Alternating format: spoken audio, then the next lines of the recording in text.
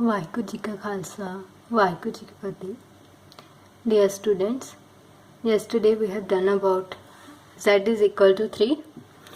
So what is the number of bond pair, what is the number of lone pair, geometry, shape and hybridization. And also we have discussed some examples related with it. Now today we are going to discuss about when z is equal to 4. So the first case is z is equal to 4, number of bond pair is 4, lone pair is 0. Okay, and the geometry we know that it is for z is equal to 4, hybridization is sp3, geometry is tetrahedral because there is no lone pair, so geometry will be equal to shape. It is also tetrahedral and the bond angle will be 109 degree 28 minutes. The next case is z is equal to 4 but the number of bond pair is 3, number of lone pair is 1. Geometry will be tetrahedral because the hybridization is sp3 for z is equal to 4. Here is the presence of one lone pair. Due to the presence of this lone pair bond pair angle will be greater than 109 degree 28 minutes because of repulsion. So and here the repulsion between two bond pair is less than the repulsion between lone pair and bond pair, so this angle will be reduced. These both angles will be reduced and they will be less than 109 degree 28 minutes. But the shape is pyramid. You will say this shape as pyramid. For example, ammonia has shape pyramid. The next is z is equal to 4, number of bond pair is 2, number of lone pair is 2, geometry will be tetrahedral and the angle, this angle will be 109 degree 28 minutes. तो less than होएगा और जेड़ा shape है वो ਅਸੀਂ tetrahedral नहीं कहनी, that will be bent or angular. Geometry will be sp3. Here is the presence of two lone pairs. Two lone pairs will repel each other, bond angle will be less. Okay. Now we will do some examples related with it. For example, CH4 methane. For methane, z is equal to half. Carbon, the number of valence electrons in carbon 4, number of monovalent atoms 4. So आगे z is equal to 4. Z मतलब lone pair plus bond pair. Lone pair is equal to z minus number of surrounding atoms. Surrounding atoms are 4. Z is 4. 4 minus 4, 0. So lone pair is 0. Hybridization is for z is equal to 4. It will be sp3. Geometry is tetrahedral. Shape will also be tetrahedral because lone pair is 0. So geometry will be equal to shape. The next case is of ammonia NH3. Z is equal to half. 5 valence electrons of nitrogen plus 3 monovalent atoms and it will be 8 by 2, that is 4 lone pair plus bond pair. Lone pair is equal to z minus number of surrounding atoms. Surrounding atoms are 3. So 4 minus 3 is equal to 1. Hybridization from z is equal to 4, it will be sp3. Geometry for sp3 hybridization is tetrahedral. Shape will be pyramidal because due to the presence of one lone pair. The next case is of water. Z is equal to half. Number of valence electrons in central atom oxygen 6 plus monovalent atoms 2. So 8 by 2 is equal to 4. 4 is lone pair plus bond pair. So lone pair is equal to Z minus number of surrounding atoms. Z is 4. Number of surrounding atoms is 2. So lone pair will be 2. Hybridization is sp3 for Z is equal to 4. Geometry will be tetrahedral but shape will be bent or angular from that table which we have discussed already. Next is methyl anion. CH3 negative. Z is equal to 1 by 2. Carbon the valence electrons 4. Negative charge plus करोगे. Monovalent atom plus करोगे. 8 by 2 आ गया 4. 4 तो आ गई hybridization sp3. Geometry tetrahedral. Number of lone pairs calculate करो. 4 minus 3. Number of lone pairs 1. And shape is pyramid. Okay, or pyramidal you can say it. Next case. So these are the examples for z is equal to 4. Now we will do the case when z is 5, bond pair is 5, lone pair 0, geometry trigonal bipyramidal. We have discussed it already. 6 angles बेटा होंगे 90 degree क्योंकि ऊपर वाला देखो ऊपर वाला आ तिन्ना नाल 90 degree बनाएगा आ वाला नीचे वाला तिन्हां नाल 90 डिग्री बनाएगा। आ तीन जिहड़े आपस च एंगल जिहड़े प्लेन विच लाई करदे ट्रायंगल वांगू वो 120 डिग्री दे। शेप भी सेम आएगी क्योंकि लोन पेयर 0 है। Hybridization sp3d for z is equal to 5। So we will consider the example XeO3F2। Z is equal to half. Xenon central atom है। वैलेंस इलैक्ट्रॉन नोबल गैस है 8 होंगे आ। Monovalent atoms of 2 8 + 2 10 10/2 5। Hybridization आएगी sp3d। Lone pair की आएगा Z minus number of surrounding atoms. 5 - 5 कितना आ गया 0।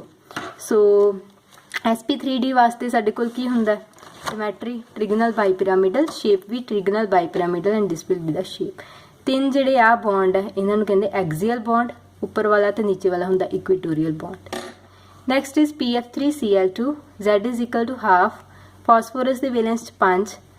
3 की है मोनोवेलेंट। 2 की है ये भी मोनोवेलेंट है। क्लोरीन भी मोनोवेलेंट फ्लोरीन भी मोनोवेलेंट।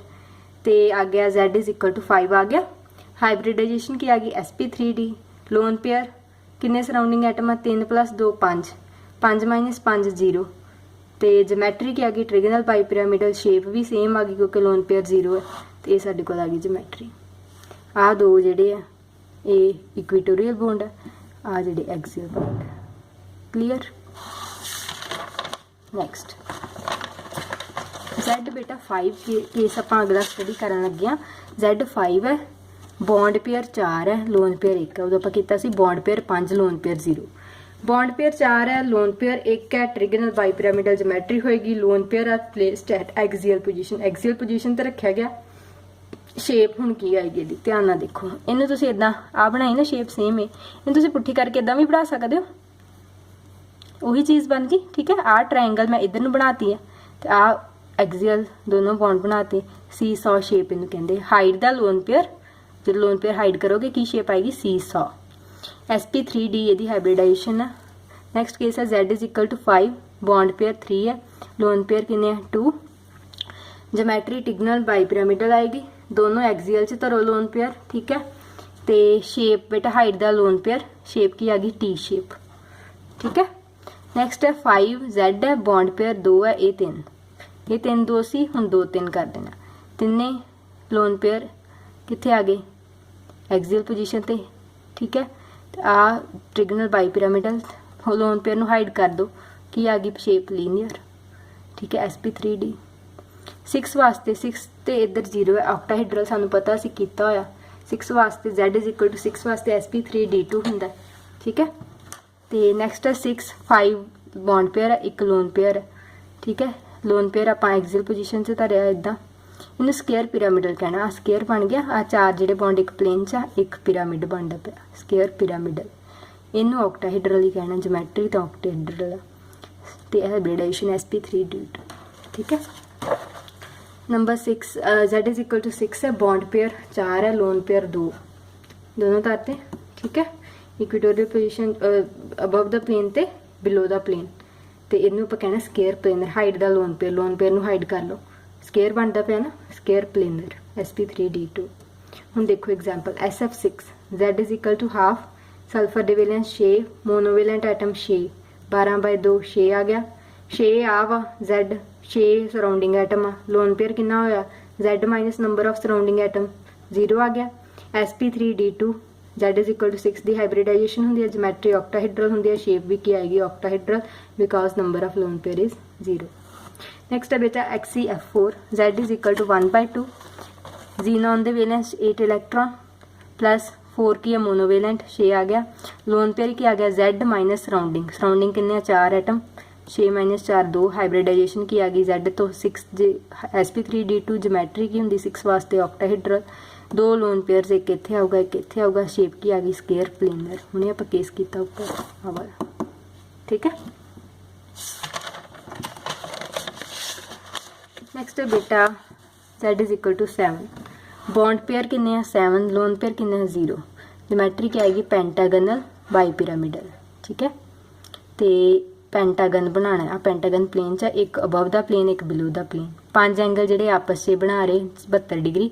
10 एंगल जिहड़ा उपरला जिहड़ा आ मान लो प्लेन है कॉपी का। आ एंगल आ जिहड़ा बॉन्ड है ना उपर बिलो अबव द प्लेन ਜਿਹੜੇ ਇੱਥੇ 5 ਬਣੇ 5 ਦੇ ਨਾਲ ਕਿੰਨਾ ਬਣਾਊਗਾ 90 90 ਤੇ ਜਿਹੜਾ ਇੱਕ ਥੱਲਿਓਂ ਆ ਮੰਨ ਲਓ ਪਲੇਨ ਆ ਇਹਦੇ ਨੀਚੋਂ ਆਊਗਾ ਇੱਕ ਥੱਲੇ ਆਊਗਾ ਨਾ ਕਾਪੀ ਦੇ ਥੱਲਿਓਂ ਤੇ ਉਹ ਵੀ 5 ਐਂਗਲ ਬਣਾਊਗਾ 90 90 ਡਿਗਰੀ ਠੀਕ ਹੈ। ਪੈਂਟਾਗਨਲ ਬਾਈਪਿਰਾਮਿਡਲ ਸ਼ੇਪ ਹੈ sp3d3 ਇਹਦੀ ਹਾਈਬ੍ਰਿਡਾਈਜੇਸ਼ਨ ਹੁੰਦੀ।